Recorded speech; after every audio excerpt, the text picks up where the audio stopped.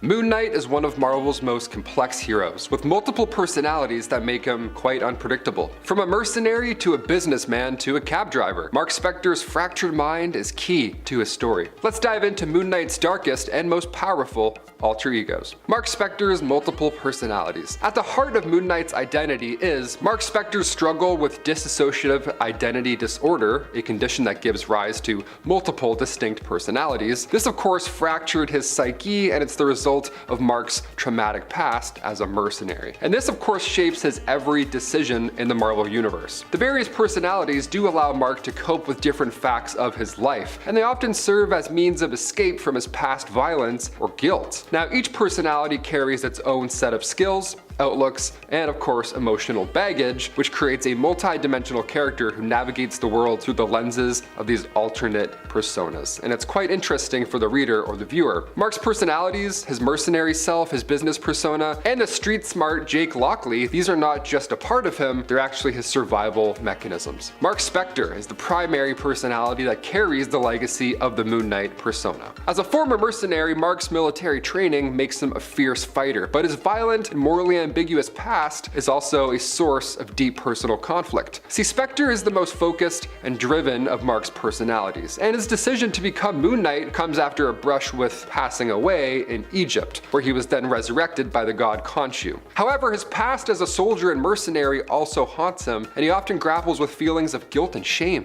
Mark's approach to justice is quite brutal, and I'll be honest, he's pretty unapologetic about it. He uses combat skills and tactical mind to seek vengeance on those that he deems worthy of punishment. He's a conflicted man driven by the need for redemption. Sounds like a comic book if I've ever heard it. Stephen Grant is the wealthy alter ego. He's perhaps the most well-known of Mark's alternate personalities, though not the most frequently in control. That's the part that's a little sketchy. In stark contrast to Mark's violent tendencies, Stephen represents a more stable and outwardly successful identity. In the comics, Stephen is a wealthy businessman who owns a company and lives a life of luxury on the surface. It's actually the exact opposite of Mark's past as a mercenary. Maybe that's why he came out. This personality allows Mark to interact with high society and often serves as a mask almost, to blend into the more mundane parts of the world, the more human parts. Not a lot of Egypts and gods just going to work. However, Stephen's life is built on a lie, and he often is depicted as being out of his depth in the face of Moon Knight's more dangerous missions. While Stephen can be charming and socially adept, he struggles with his own sense of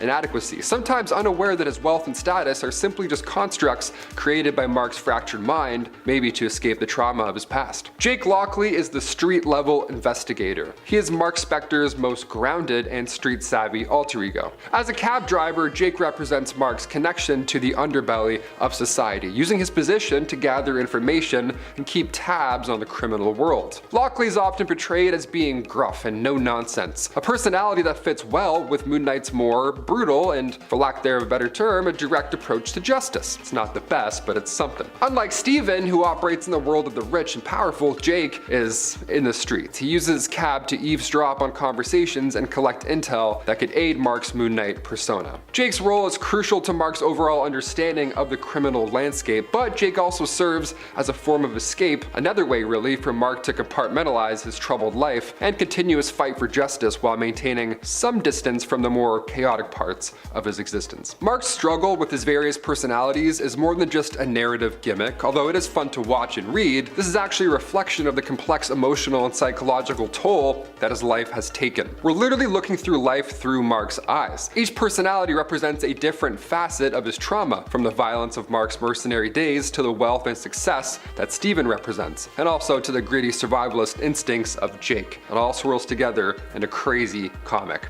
The interplay between these identities creates an ongoing internal conflict for Mark, which forces him to confront the aspects of himself that he would, of course, rather avoid through these characters. The tension between his various personas shape Moon Knight's stories as Mark tries to understand his place in the world while dealing with the consequences of his fractured brain. Now, this internal conflict is not just a battle of personalities, although it does really look like that at times, but this is actually an ongoing battle for Mark's very sense of self. Now, despite their flaws, Mark's personalities are integral to his heroic journey. Each one one contributes something valuable to his crime-fighting efforts. Mark, with his tactical training, handles the combat-heavy situations. Steven uses his wealth and status to secure resources and information. And then there's Jake with his street-level connections, and he of course gathers intel and keeps tabs on criminals. So together, you smash them all together into one person, these personalities do form a unique, almost a schizophrenic approach to justice. However, Moon Knight's real strength does lie in his ability to pull together these fragments of his brain to form a functional, and sometimes he goes a little too far and just eliminates the competition. Mark Spector's relationship with Khonshu, the Egyptian god of the moon that I mentioned earlier, does add another layer of complexity to his multiple personalities. Yep, we got one more, throw it in there. Khonshu's resurrection of Mark and then further demands for him to act as his earthly avatar creates this power dynamic that is full of tension. I mean, this guy has enough going on and now you got a god telling you what to do? Give me a break. The god manipulates Mark through his various personalities, often using threats and promises of power to sway Mark's decisions. For instance, Khonshu frequently tries to control the actions of Mark's alter egos, sometimes even pushing them to take violent action, all in his name. Sounds like a mean god. This godlike influence further complicates Mark's sense of self and autonomy, as he is constantly battling the god's demand for vengeance, and then his own internal moral compass is going off the rocker. The psychological tug of war between Mark's fractured personalities and of course Khonshu's overpowering, scary presence is a reoccurring theme that has defined the character for decades. The Disney series, let's talk about it. Did you watch it? Did you like it? What didn't you like? Comment down below all your thoughts. In the Disney Plus Moon Knight series that came out in 2022, Stephen Grant is given a much more prominent role than he did in the comics, where he was often portrayed as just one of Mark's many personalities. But in the show, Stephen's personality is fully fleshed out, with his humor and intelligence creating a pretty fun and endearing, relatable character. Definitely works for a Disney Plus show. I see why they did it that way. The series also explores Stephen's development as Mark's anchor, often a more sympathetic and introspective look at Mark's struggle with his disorder. The show's take on Stephen gives fans a deeper understanding of Mark's trauma, showing how each personality serves as a coping mechanism, really, for Mark's turbulent past. It's a significant departure from the traditional role Stephen played in the comics, where he was more of a mask that Mark would wear to interact with the world. Here they just flipped it. Number 10. Jessica Spector. Admittedly, we don't really know what Jessica's power level is at. What we do know is that she hails from an alternate reality designated Earth 8753. In this reality, Mark is dying, and it is his daughter, Jessica, who is destined to take up his mantle after he passes. He has been training her for years, and Jessica has chosen to follow in different but similar footsteps to him. Being extremely studious, she has years of physical training, becoming a gifted martial artist and weapons expert, and is an accomplished student studying to become an archaeologist. One night when Mark is injured and lays dying, she learns of his secret identity as Moon Knight and agrees to take up the mantle as he passes on. Jessica is only briefly mentioned and shown in the collection known as Marvel Knights Millennial Visions from 2001. And friends, before we move on to our next spot on this list, if you love what we do here at Top 10 Nerd, why not show us you love us by clicking that subscribe button. Number 9. Vampire Moon Knight. While not explicitly shown in action and more kinda like just mentioned, Moon Knight in the reality of Earth 9140 was a vampire. The reality is one we explore in the 1989 What If series in issue number 24. Here we answer the question, what if Wolverine was Lord of the Vampires? And I guess we kind of ignore the fact that usually Wolverine can't stay as a vampire because of his healing factor. But the answer in this case is many superheroes would end up as vampires at his side, Mark Spector's Moon Knight included. However, while I think a vampire version of Moon Knight is super fitting and super cool, having both the powers of Moon Knight as well as a vampire combined, which means he'd always be at peak power since he only ever came out in the nighttime, he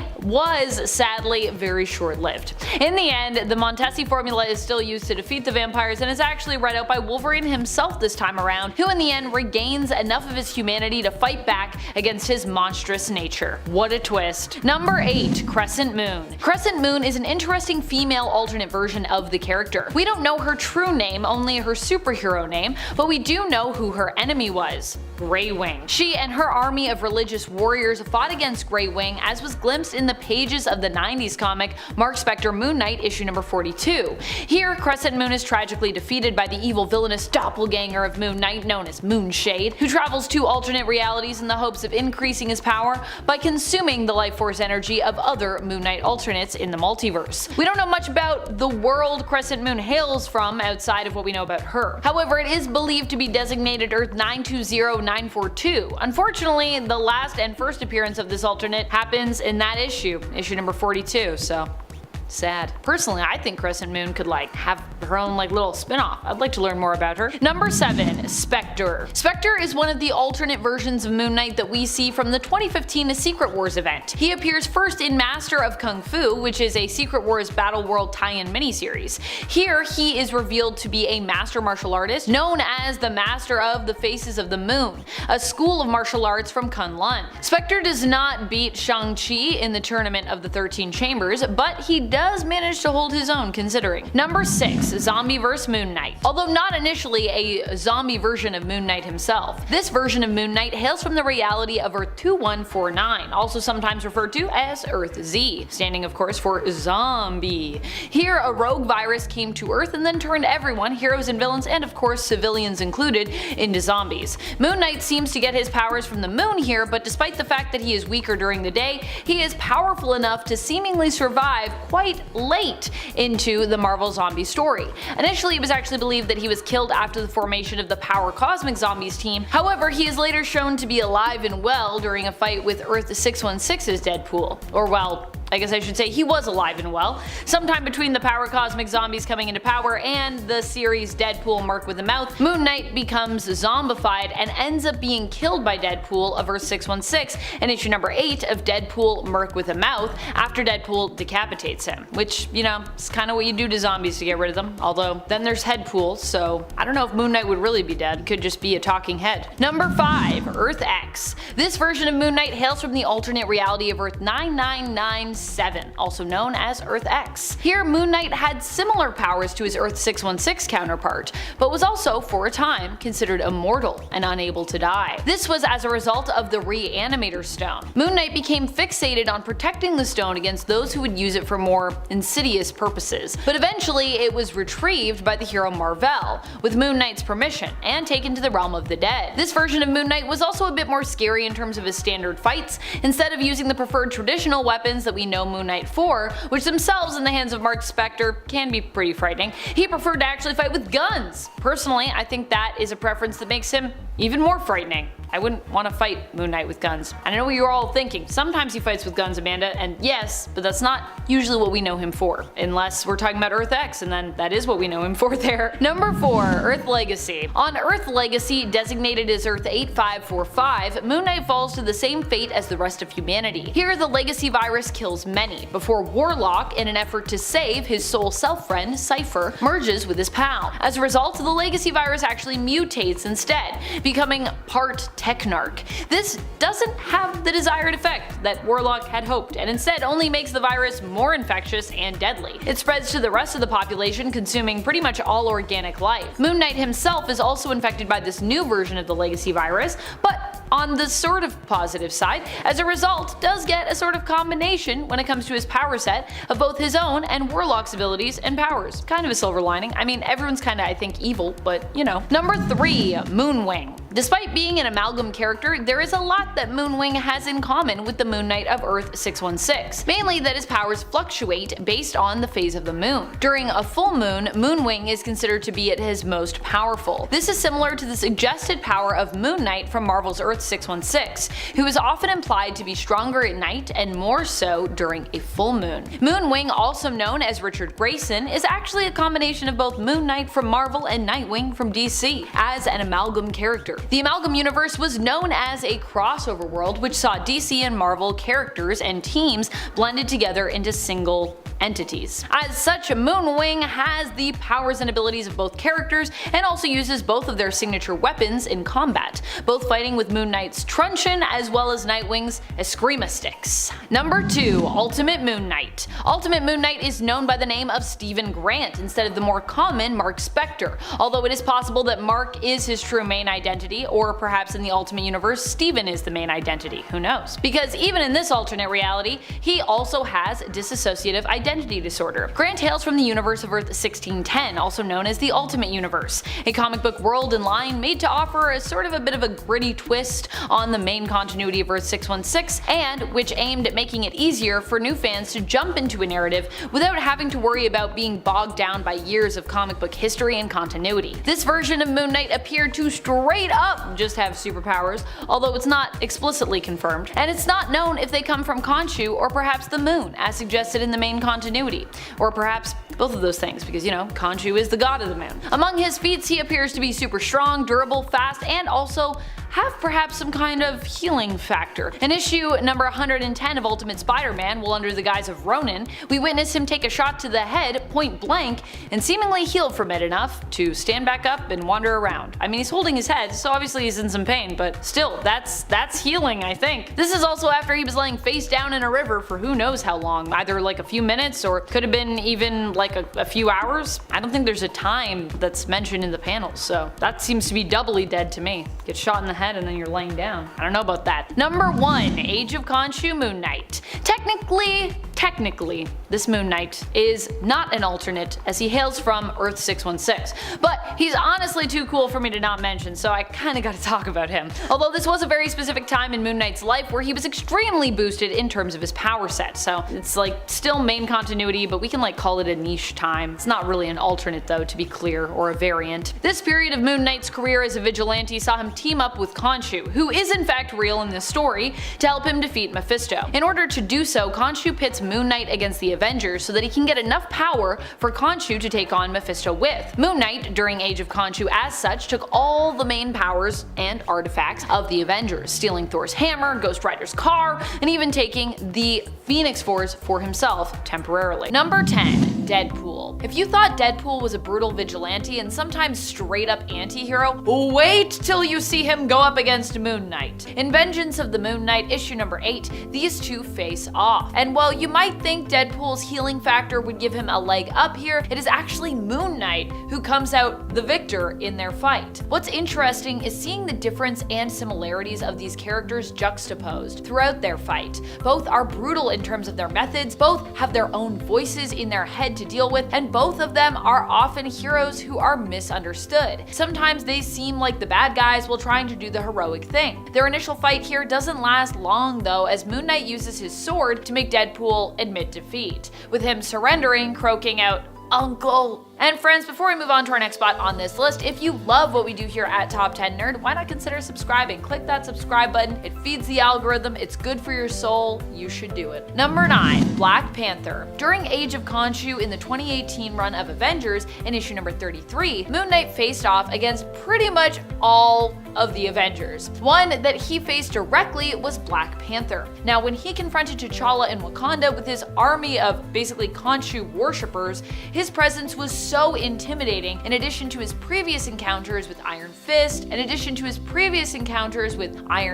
and Doctor Strange, that the two didn't even have to fight. Instead, Black Panther simply chose to surrender. Of course, this was strategic, but the fact remains that Moon Knight got what he wanted, a willful surrender from Black Panther without even having to come to blows. Instead, he just intimidated T'Challa into surrendering to him, even if it was, like I said, also possibly a strategic play on Black Panther's side. T'Challa would still end up imprisoned, tormented, and bound, forced to bow down to the power of Khonshu in the next issue. Number 8. Ultimate Spider-Man. When it comes to the Ultimate Universe, Moon Knight is an even more terrifying vigilante. At one point, he faces off against the Ultimate Universe version of Peter Parker's Spider-Man and manages to scare him off with how crazy and how powerful he is, and how scary he is, to be honest. Pretty impressive when you consider that normally Spider-Man would be considered more physically strong and overall more powerful than Mark and his Moon Knight persona. Why were these two even fighting? Well, Moon Knight has mistaken Spider-Man here for a criminal, but even Spider-Man was just intimidated by the hero, and instead of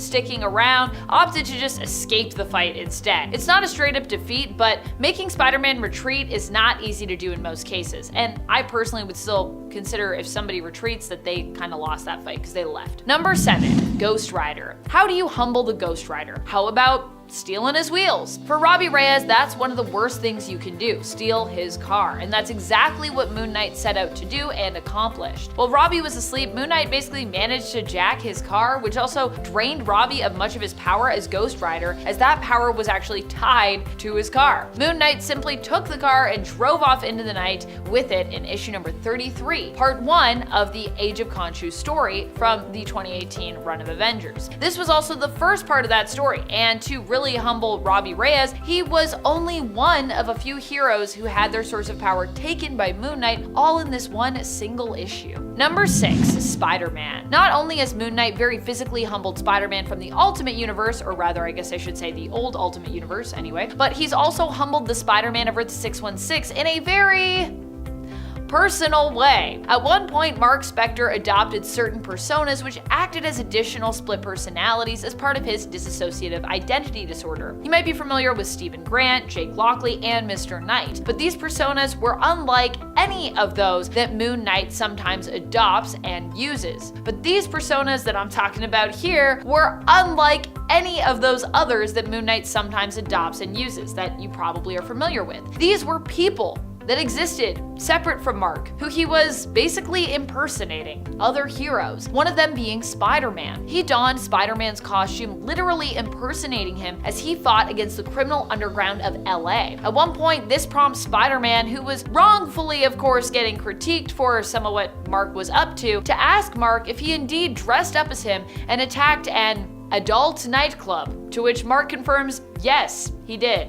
A little. Number 5, Captain Marvel. This one was particularly brutal, especially for me as a Carol fan. Another hero who was targeted during the Age of Khonshu story in the 2018 run of the Avengers was none other than Captain Marvel herself, Carol Danvers. Carol and Tony, aka Iron Man, were the last line of defense when it came to protecting the power of the Star Brand, which Khonshu wanted most of all. And when Moon Knight came to collect,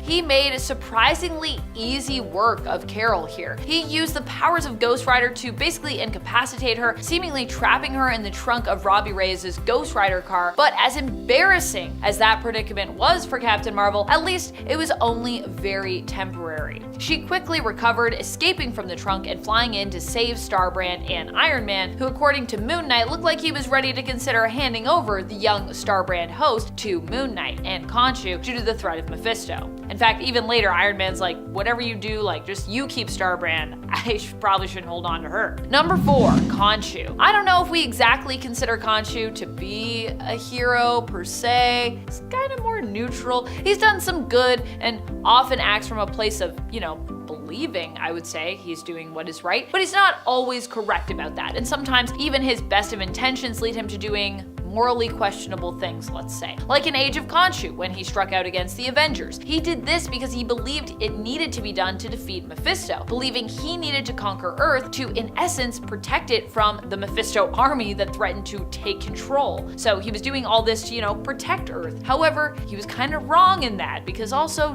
conquering people, is that protecting them? Not really. And in the end, this prompted even his own avatar, Mark Spector, Moon Knight, to turn on him, with Moon Knight winning over the power of the Phoenix Force and using his own 2 fists of Khonshu to help defeat the Moon God. Or rather, his fists of Phoenix, really, at that time, I should say. Number 3, Daredevil. These two have a brief fight in the 1980 series of Moon Knight in issue number 13. Here, Daredevil is hot on the trail of a villain known as the Jester. Unfortunately, Moon Knight decides to interfere as he cannot allow Dee to apprehend this criminal yet. He cuts the zip line that Daredevil is using to cut across part of the city, and Daredevil stumbles, or rather falls, sort of tumbles into an arcade, which discombobulates his radar sense, because as we know with Daredevil, he really needs his hearing to actually be able to see, making it pretty much impossible for him to see, or it's pretty wonky in that arcade due to all the arcade noise. The two get in a scuffle, and while Dee doesn't do a terrible job, I would say, of fighting against Moon Knight, considering at this moment he truly is really blind as a bat since his radar sense is affected, in the end he's defeated by Moon Knight, who throws his own billy club back at Dee. Fortunately, right afterwards, the two heroes talk and end up deciding to team up, as is usually the way of these things. But still, I mean, it's a Moon Knight comic, so what do we expect when Moon Knight and Daredevil fight? In a Moon Knight comic, I'm gonna expect Moon Knight to win, and he does. Number 2,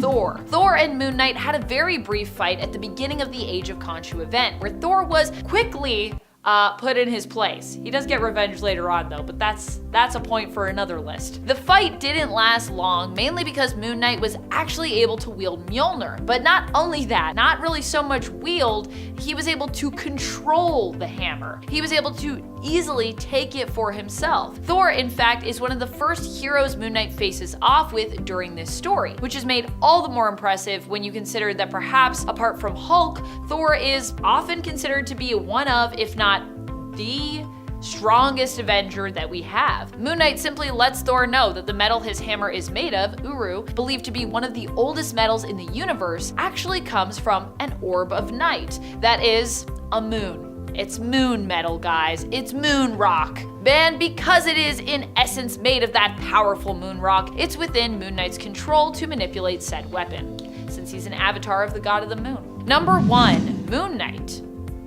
Yep. At one point, Moon Knight defeated himself. He actually also faced himself in the very important Moon Knight story told throughout the Avengers, Age of Khonshu. Here, Moon Knight in the end realizes that he kind of might be the problem here and decides that, you know, he's done working for Khonshu. He's kind of done with gods, preferring to pray only to himself. In his final fight in the story against Black Panther, he ends up on the losing side of this fight and begs for Black Panther to finish it. To be clear, this is another fight that happens with Black Panther later on, not the first one that I talked about earlier on. However, Black Panther refuses to take Mark's life, permanently defeating Mark here. Instead, Mark decides to just finish it himself because he has to finish that prayer. So he punches himself so hard that he's basically reborn as the Phoenix. Number 10, the Golden Ankhs, or the Golden Ankh.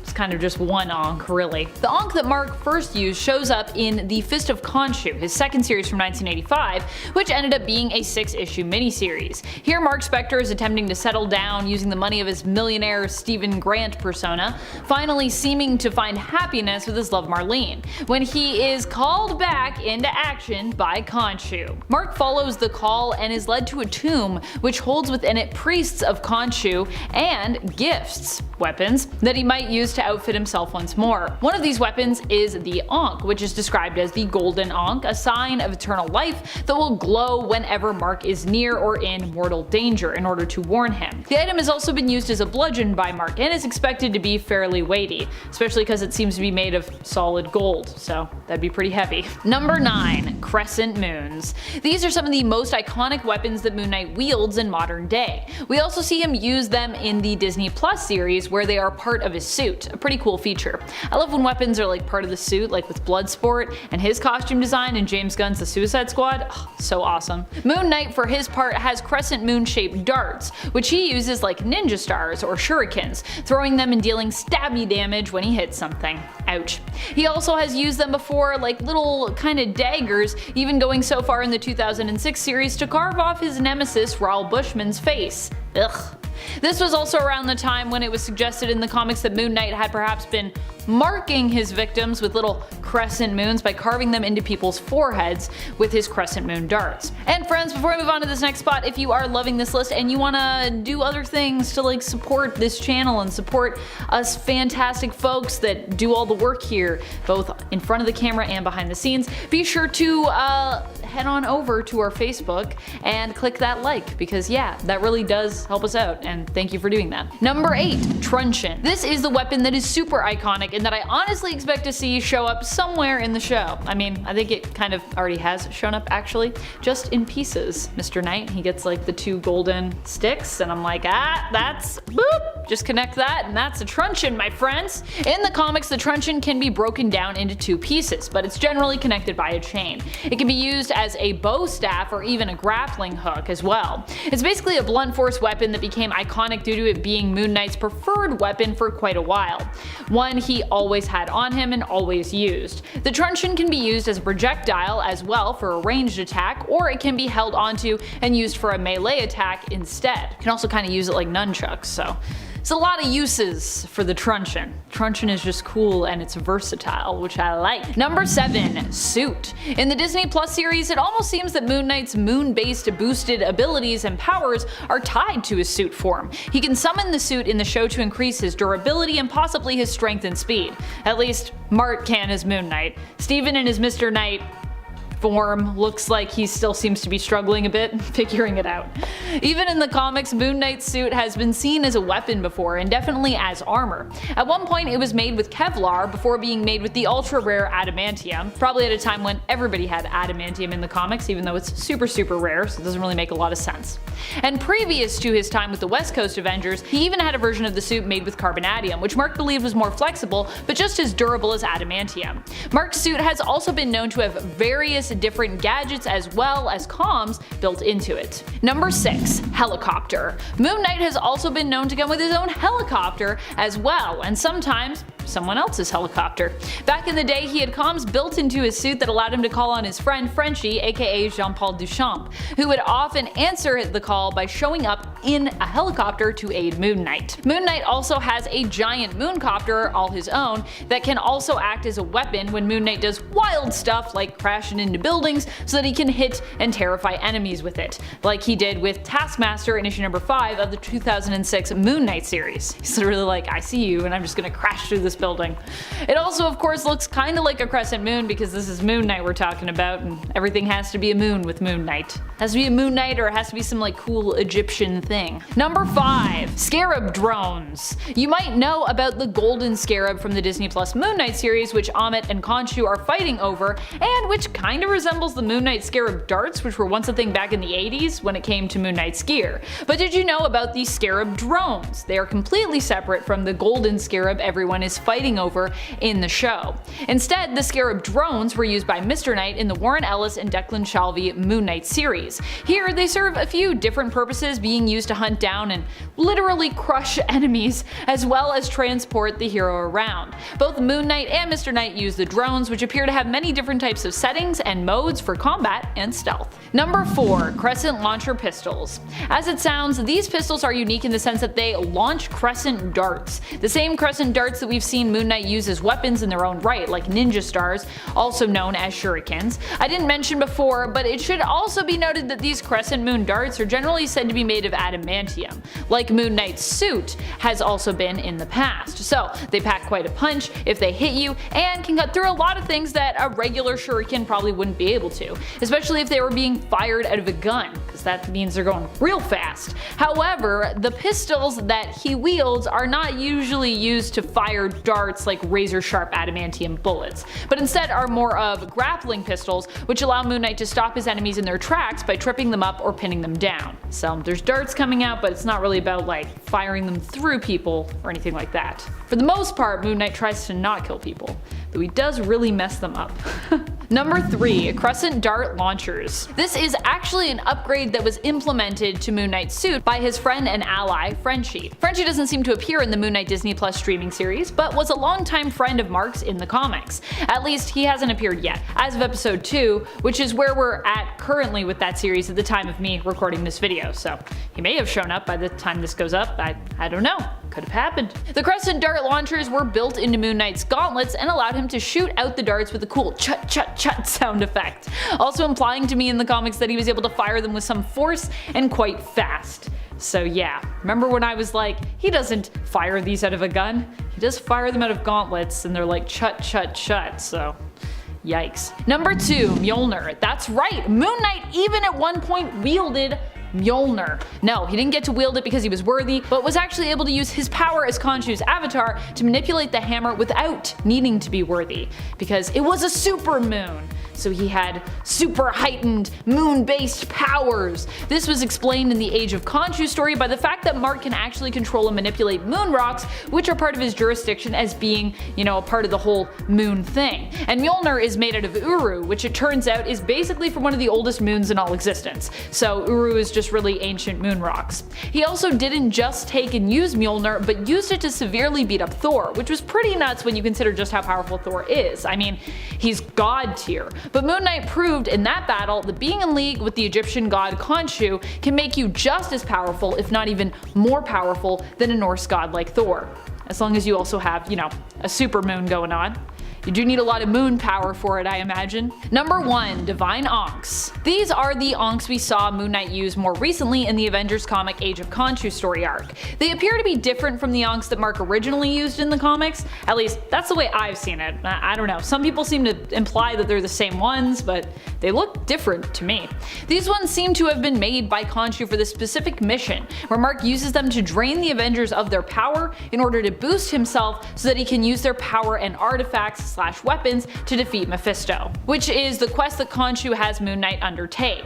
They succeed, but it is then revealed that Khonshu now plans on turning Earth into his own Egyptian underworld, now that Mephisto is defeated, and so Moon Knight must team up with the Avengers to defeat Khonshu in a surprising twist. Moon Knight no longer has all the power and weapons of the Avengers, but at one point he did, and it was all thanks to these divine Ankhs of his.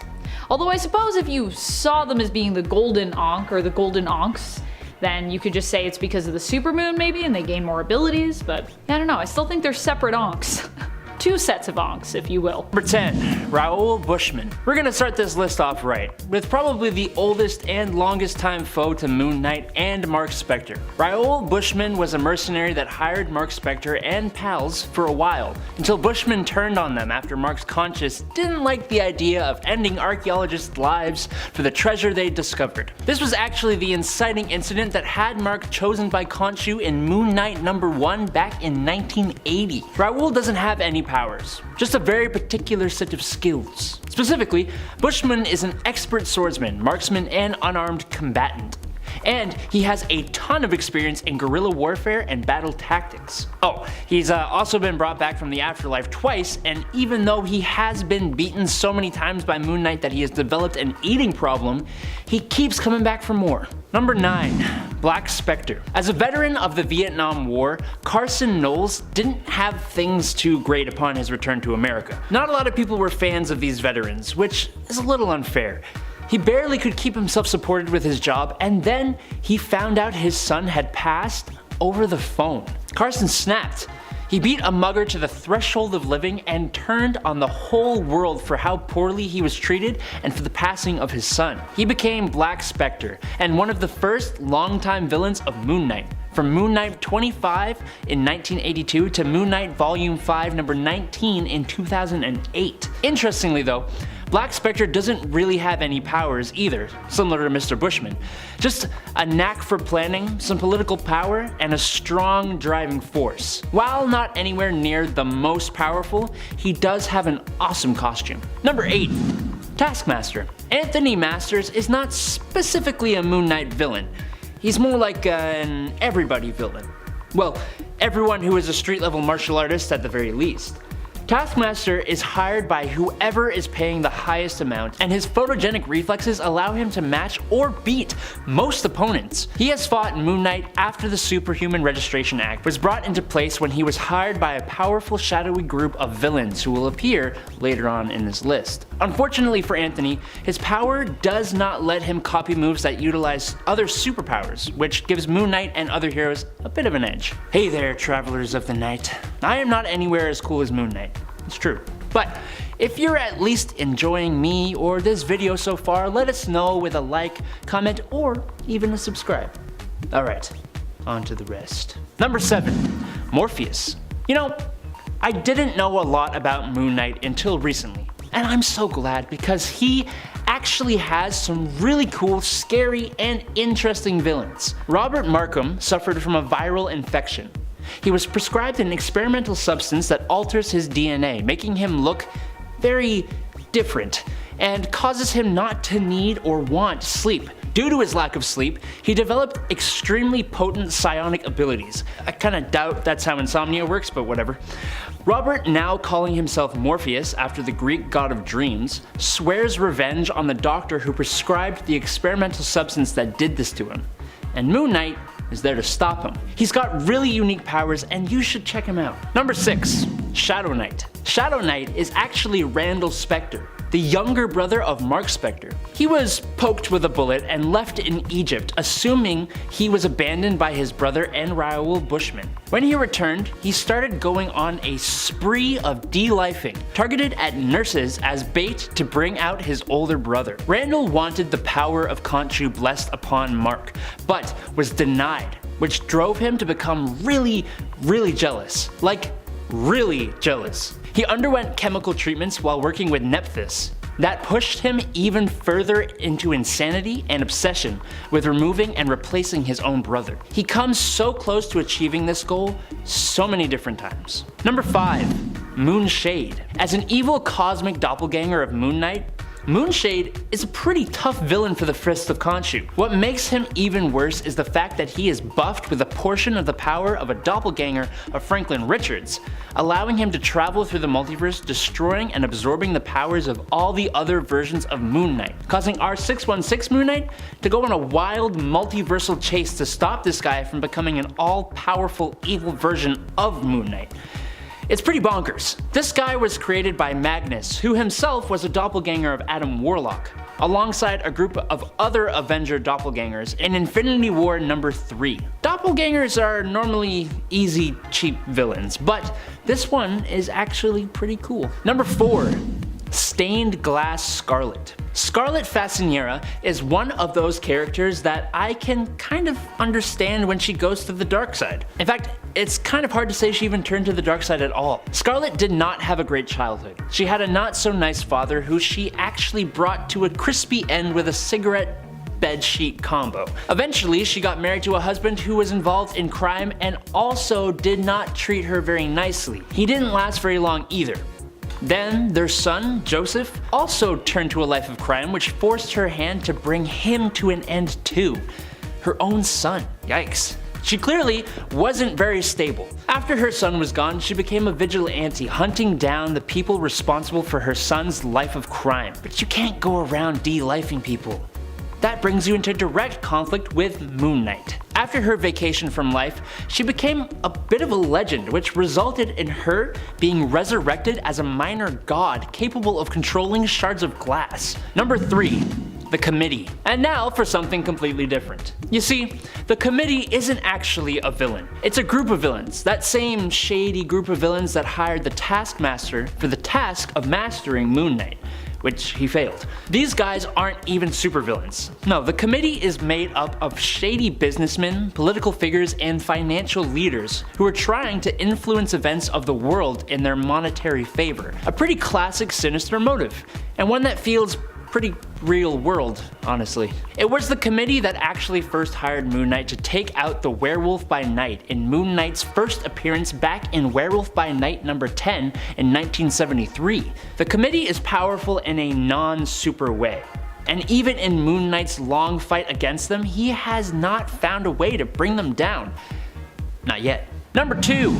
Sun King. As a representation of Amon-Ra, Khonshu's father and rival, the man known as Patient 86 is a pretty powerful supervillain for Moon Knight, and was the main villain for the 2016 Moon Knight story, going from Moon Knight issue number 188 to issue 200. As the representation of the rival of Khonshu, Sun King vowed to destroy his opponent and equal Moon Knight. To achieve his goal, he even teamed up with number 10, Raoul Bushman, and together they manipulated and threatened Mark's girlfriend Marlene, messing with Mark and his multiple personalities, and using Beatrice, Mark and Marlene's daughter. He attacked Mark on a more personal level than most other villains had done before, and even caused him to doubt everything he knew. But being the hero, Mark got back to power with the help of all of his personalities and won the day, and helped Patient 86 to a mental facility for treatment. Number 1.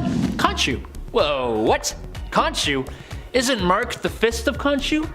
Yes he is.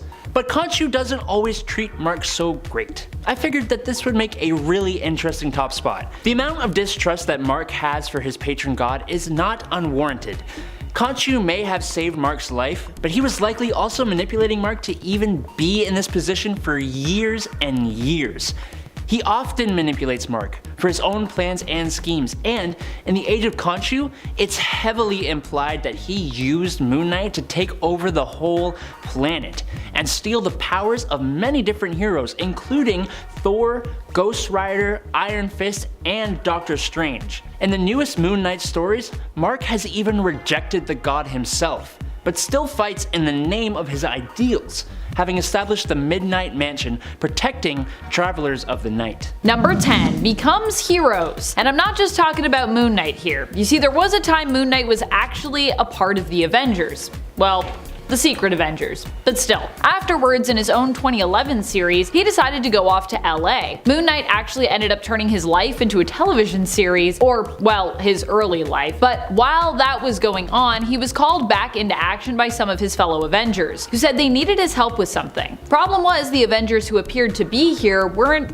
actually there. Instead, it was revealed that they were hallucinations of Moon Knights, who actually also ended up becoming them in a way. They became personas that manifested within him, and which he at times adopted himself, fighting and actually acting under the guise and mantle of those heroes. The heroes that he imagined and which became a fractured part of his psyche were Captain America, Wolverine, and Spider-Man. Number 9. Death. That first death of Mark Spector in both versions is a quite disturbing scene. The story goes that after being betrayed by Raoul Bushman and defending Marlene Alraine, daughter of archaeologist Peter Alraine, whom Bushman had killed, Mark was seemingly left dead in the desert. He was brought in to rest under the idol of Khonshu inside, or perhaps in front, of an ancient tomb. Despite being declared dead with no discernible pulse or heartbeat, somehow Mark made a miraculous recovery, and it is heavily implied in that first telling of the tale in issue number 1 of the 1980 Moon Knight series that his recovery is actually thanks to the spiritual and supernatural. In the 2016 series retelling of this moment, Khonshu actually speaks directly to Mark and offers him life or death. When Mark chooses life, Khonshu then reveals that as a result of his gift, Mark will actually act as his hands, his eyes, his vengeance. Very eerie stuff. And friends, before we move on to this next spot, if you are loving this list and you want even more Moon Knight lists, you know that there is much more to talk about. Be sure to let us know and we will give that to you.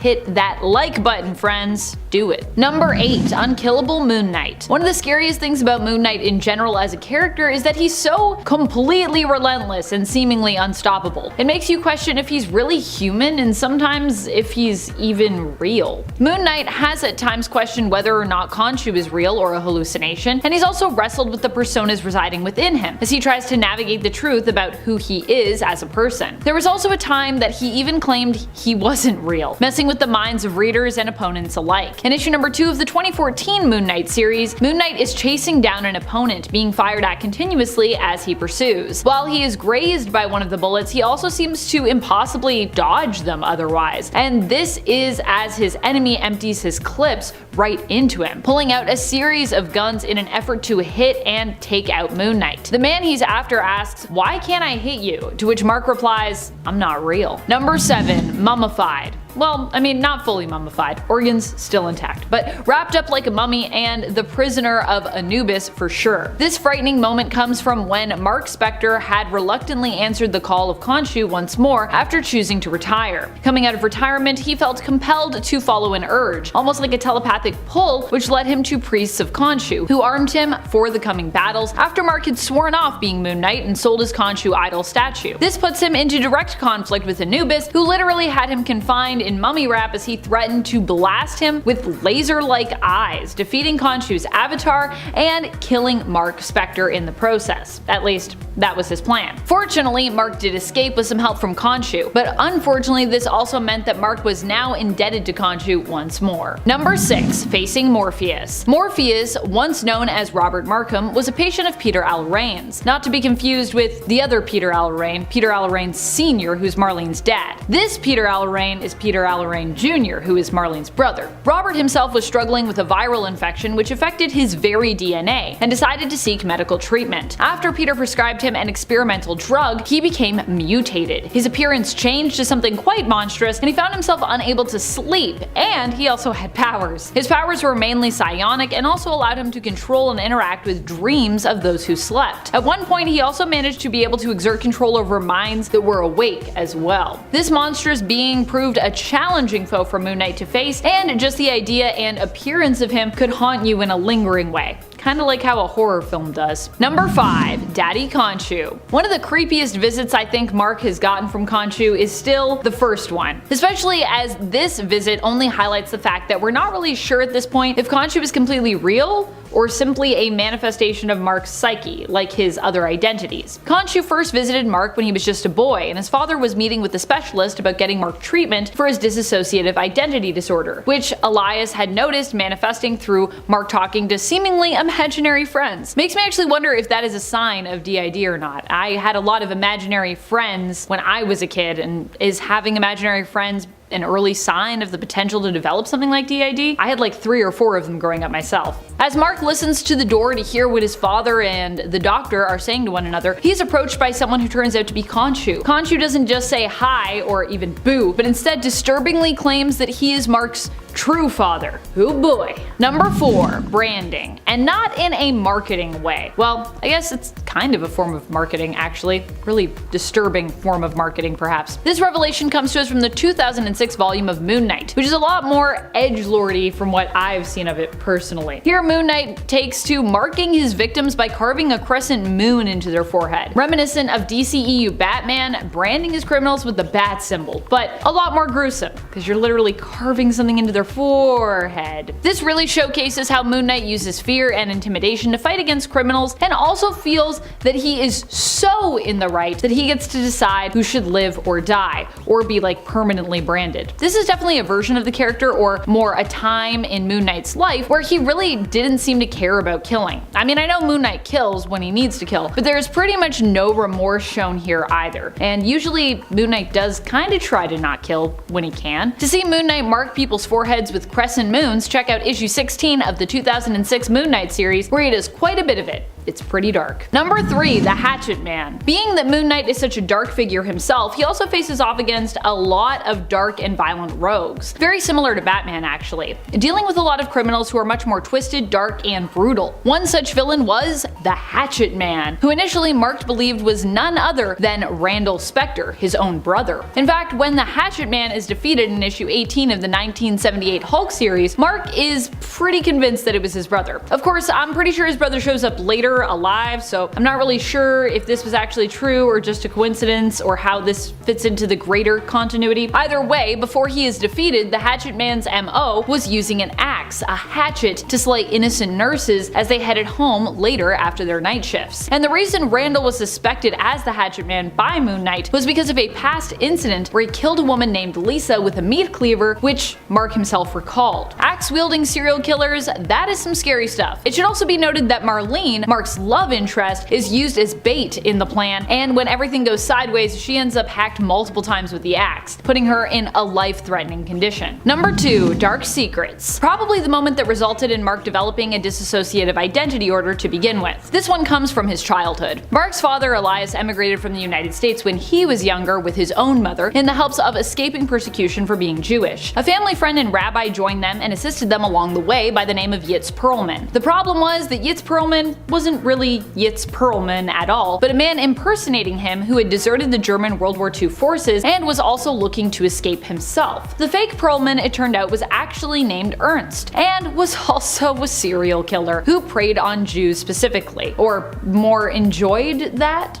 That was more the thing that he liked the best. Which young Mark one day happened to find out by accident. He managed to escape Perlman's clutches, only for Perlman to disappear afterward, once more escaping justice. Number 1. Face Off. If you're familiar with Moon Knight and Mark Spector, then you know that Raoul Bushman is one of his greatest enemies in the comics. Bushman in the comics is the one who basically is responsible for Mark becoming Moon Knight in the first place. At least, that's how it initially went. I mean, there was a lot of stuff that was added after, but initially, he was a big part of that. He was the one who seemingly killed Spector, who was then laid to rest beneath an idol of Khonshu and miraculously recovered, becoming his avatar. This was after Bushman betrayed the group that he and Mark were both a part of, looking to take the riches of one of their expeditions for himself, and threatening the life of the woman whom Mark would later fall in love with after killing her father. At one point, Raoul and Moon Knight face off against one another in a brutal fight, where despite getting both of his knees shattered, Moon Knight still managed to defeat Bushman and even then removes his face using one of his crescent moon darts. Number 10. Egyptian Pantheon.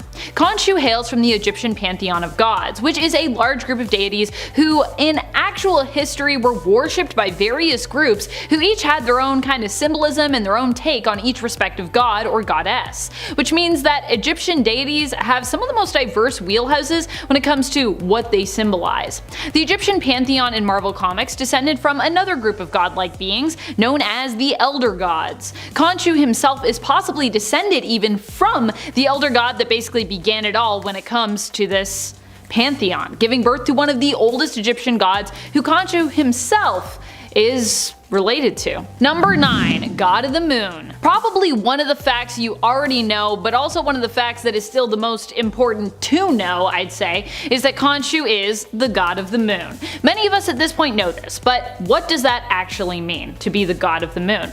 In Egyptian, the name Khonshu actually also means traveler, and it's believed that the meaning behind this name is not necessarily in regards to like travelers of the night and their protection, but possibly to symbolize the traveling of the moon across the nighttime sky.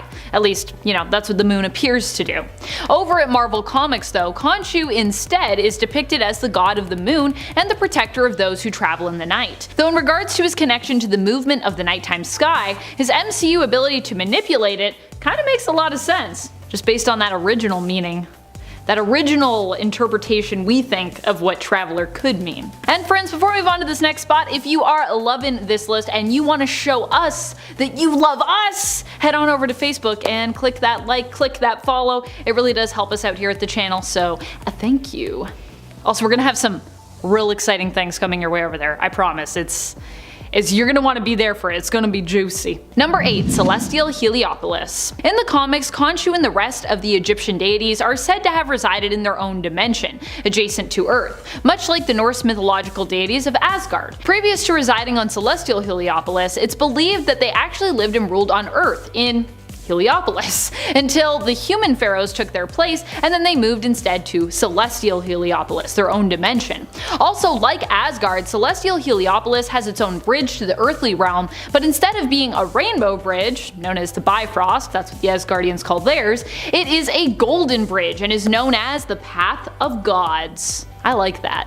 The Path of Gods. Number 7. Can't enter Earth. Not technically anyways. Have you ever wondered why all-powerful Egyptian gods like Khonshu even need an avatar? Well, it's because they can't actually physically be on Earth, and so they have avatars to kind of like act out their will for them and to connect them to Earth. This is what Mark Spector is for Moon Knight, a vessel, a fist, an avatar. He is able to fight the fights on Earth that Khonshu can't physically deal with himself. I believe this is because the Egyptian gods are really all on Celestial Heliopolis, where they live, but that doesn't mean that they can't reach out to Earth to spiritually connect and communicate with their avatars. That is something they can still do. At least, Khonshu was able to do it before he tried to take over the world, but more on that point later. Number 6. God of Vengeance. Earlier depictions of Khonshu in mythology are said to have seen him depicted as bloody and violent. At one point in a pyramid text known as the Cannibal Hymn, he was plotting to kill the other gods and devour them to absorb their power. Yeesh! But aside from that, there isn't a lot that he has to do with violence or revenge. In fact, Horus is more traditionally known for being a god of vengeance among the Egyptian deities, as his father was killed by Set, and Horus was usurped by him. However, over at Marvel Comics, it seems some of that very distant, very small amount of reference to Khonshu being bloodthirsty, power-hungry, and somehow even vengeful has trickled into the character. I assume the vengeance is more there to make the bloodthirsty and violent aspects of him feel more justified though. I don't think they were necessarily like, yes, revenge, it's a thing that's in mythology for this character. They were just like, look, Moon Knight's gonna be kind of a violent guy, and how do we justify that? Number 5. Son of Ra. Or adopted son of Ra? Honestly, it's a little confusing. In the Marvel Handbook, it was stated that Khonshu was the son of Adam, aka Amun-Ra, Egyptian god of the sun, and Amenet, air goddess. However, it was later claimed during the 2016 Moon Knight series that Khonshu was the adopted son of Amun-Ra. Either way you look at it though, these two are related, either by blood or in name or title to one another. Also, to be clear, in Egyptian mythology, those are two different gods. So there's Amun-Ra, and then there's like there's Ra, and those are two different beings entirely, but Amun-Ra is kind of like a combination in Marvel Comics of both of them. Ra and Khonshu, each representing different life-governing and powerful orbs, the sun and the moon, have also been known to have an ongoing feud, each having their own avatar fight against the other. It has been said that throughout history, Khonshu was always the one to prevail in this ongoing war between father and son, with their avatars always coming out victorious. Number 4. Age of Khonshu. Right? Remember when I said that Khonshu can't even really enter Earth in almost any facet? Well, this is because he is currently locked up in the dungeon of Asgard. Why is he locked up in the dungeon of Asgard? Because he kind of attempted to take over the world and turn it into his own Egyptian afterlife. Yeah, not a great look, Khonshu. Now granted, just because Khonshu tried to do that and almost succeeded in doing that awful thing, doesn't mean he's a straight up villain. Khonshu's history in comics is filled with both a lot of good and some bad deeds, this being one of the worst. But prior to him trying to take over the world, the mission he set Moon Knight on was actually seemingly a pretty good one, to defeat Mephisto, who was pretty much always a villain through and through. After this was done though, Khonshu revealed his plan to take Mephisto's place and rule Earth, transforming it into an Egyptian underworld, and well, yeah, now he's in prison, meaning that his connection to Earth is even more severed than it was previously. So now he really can't be there. Can't be there at all. Number 3. Sibling of Bast. Because Bast is also said to be the child of Atom, it's therefore implied that Bast and Khonshu are basically siblings, with Khonshu either being a half-brother or full brother depending on who Bast's mother was. Bast is an extremely important deity when it comes to the history and the lore of the nation of Wakanda, so this is a pretty wild relationship that we can use to possibly connect the two in the MCU at some point. While Bast has not shown up in Moon Knight as of episode 3, which is where we're at currently with Moon Knight in terms of the time of this recording, it's possible that even in the MCU the two will be related, and this will be revealed at a later date. Bast is the child of Adam, but claims to have started as a human who ascended to divinity through the power of worship. Bast is known for being a cat god or goddess, depending on their form at the time, and is also known for being connected to the underworld, specifically Necropolis, at one point taking T'Challa, aka Black Panther, for their king. Number 2. Elder Shadow. Null referred to Khonshu as an Elder Shadow during the King in Black event, not specifically calling him such, but merely discussing the term, and while doing so, on that page were other important figures from Marvel Comics. Included among them was Khonshu, implying that, according to Null, Khonshu is also an Elder Shadow, also dressed in local legend.